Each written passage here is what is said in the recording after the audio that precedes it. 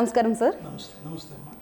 Sir actually చాలా మందికి గుడా రామకృష్ణ అంటే ఎవరికి గుర్తుపట్టరు సార్ అంత త్వరగా. అదే దాసరి నారాయణరావు గారి శిష్యులు అంటే ఈజీగా మిమ్మల్ని గుర్తుపెట్టేస్తారు, వెంటనే మీరని చెప్పి మైండ్లో స్ట్రైక్ అవుతూ ఉంటుంది. సో అసలు మీరు దాసరి నారాయణరావు గారి శిష్యులు అవ్వడానికి గల కారణం ఏంటి? అసలు మీ జర్నీ ఇండస్ట్రీలో ఎలా స్టార్ట్ అయింది? ముందుగా స్వతంత్ర టీవీ యాజమాన్యానికి, స్వతంత్ర టీవీ వీక్షకులకు గుడా రామకృష్ణ నమస్కారం. నిజంగా అమ్మా, చలనచిత్ర పరిశ్రమకు రావడం అనేది నా అదృష్టంగా ఫీల్ అవుతాను. దట్టు దర్శకరత్న దాసనారాయణరావు గారి దగ్గర. ఆయనే మాట్లాడుకోలేని రోజుల్లో నేను మజ్ను అనే సినిమాకి అసిస్టెంట్ డైరెక్టర్గా 1986 సంవత్సరంలో వచ్చాను. ఆ నేపథ్యం వచ్చేసి నిజామాబాద్ జిల్లా బోధన్ మండలం సాలూరు క్యాంప్ గ్రామం. నా స్టడీ అంతా బోధనలో జరిగిపోయింది. నా BA ఇంగ్లీష్ లిటరేచర్ బోధనలోనే కంప్లీట్ చేశాను. నిజాం షుగర్ ఫ్యాక్టరీ కాలేజ్ అంటే ఫేమస్ అనమాట. That is affiliated to Osmania university. అక్కడ కంప్లీట్ చేసిన తర్వాత మహారాష్ట్రలో MA సీట్ వచ్చింది. మహారాష్ట్రలో అప్పుడు మనకి ఎవరు చెప్పారు, అక్కడ లెక్చరర్లకి మనం పాఠాలు చెప్పాలని. ఇక ఈ మాత్రం అక్కడికి ఎందుకని చెప్పేసి ఉస్మానియాలో సీట్ రాలేదు. FC ఫార్వర్డ్ క్యాస్ట్ కావటం వల్ల. అప్పటికే మాకు స్కూల్ నుంచి డ్రామాలు రాయటం, డైరెక్షన్, యాక్టింగ్ అనుభవం ఉండటం వల్ల ఈ ఇంట్రెస్ట్తో దాసనారాయణరావు గారి దగ్గర జాయిన్ అయిపోయినాం అసిస్టెంట్ డైరెక్టర్గా. నిజానికి పాప మన ఆ టైంలో ఫీల్డ్కి వద్దన్నారు. ఫీల్డ్ గురించి ఆయనకు తెలుసు కాబట్టి మనకు అర్థం కాలేదు. సరే ఓకే వచ్చాం. ఆ రోజు నుంచి ఈ రోజు దాకా స్టేజ్లో ఉన్నాం.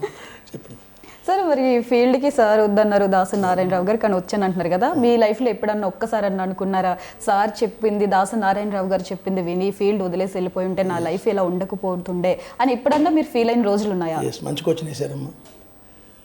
ఇది ఒక రంగుల ప్రపంచం, ఒక మాయ. సినిమా అంటేనే ఒక మాయ, ఒక అద్భుతం. అయితే ఈ అద్భుతం వెనక ఎన్నో కష్టాలు, నష్టాలు ఉంటాయి. ఒక రెగ్యులర్ వర్క్ ఉండదు. ఎప్పుడు మనిషికి సక్సెస్లు ఉండవు. అది దాసనారాయణరావు గారైనా, రాఘవేంద్రరావు గారైనా, లేకపోతే కేవిరెడ్డి గారైనా, ఒకప్పుడు ఎవరైనా సరే సక్సెస్లు ఎప్పుడు ఉండవు. ఆ సక్సెస్ ఉన్నప్పుడు మ్యాటర్ వేరుగా ఉంటుంది, సక్సెస్ లేనప్పుడు ఫీల్డ్ మ్యాటర్స్ వేరుగా ఉంటాయి. నేను ఆయన దగ్గర అసిస్టెంట్ డైరెక్టర్ పనిచేసేటప్పుడు ఏం కష్టాలు పడలేదు, కానీ డైరెక్టర్ అయిన తర్వాత డైరెక్షన్ చేసేటప్పుడు ప్రొడక్షన్లో కాంప్రమైజ్ అయి చేసేటప్పుడు బాధపడ్డాను. అలా జూబ్లీస్ కొండర్లోకి వెళ్ళిపోయి ఒక్కడనే కూర్చొని బాధపడేవాడిని. ఏడ్చిన సంఘటనలు ఉన్నాయి. అంటే మనం ఎక్కడ కాంప్రమైజ్ అవుతామో అక్కడ అవుట్పుట్ రాదు. అవుట్పుట్ రాకపోతే సక్సెస్ ఉండదు. ఆ ఫీల్ అయిన ఘటనలు చాలా ఉన్నాయి.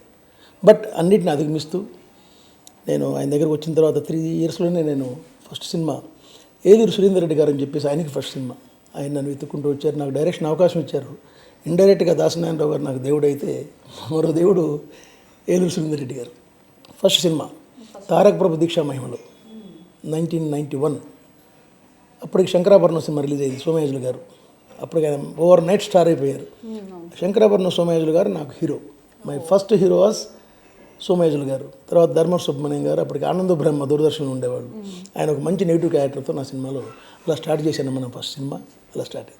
సార్ మరి ఫస్ట్ హీరో శంకరాభరణం చాలా సూపర్ డూపర్ హిట్ ఆ రోజుల్లో. సో ఆయన వచ్చి మీ సినిమాలో ఫస్ట్ టైం మిమ్మల్ని నమ్మి మీకు ఒక ఛాన్స్ ఇచ్చి మీతో చేశారు.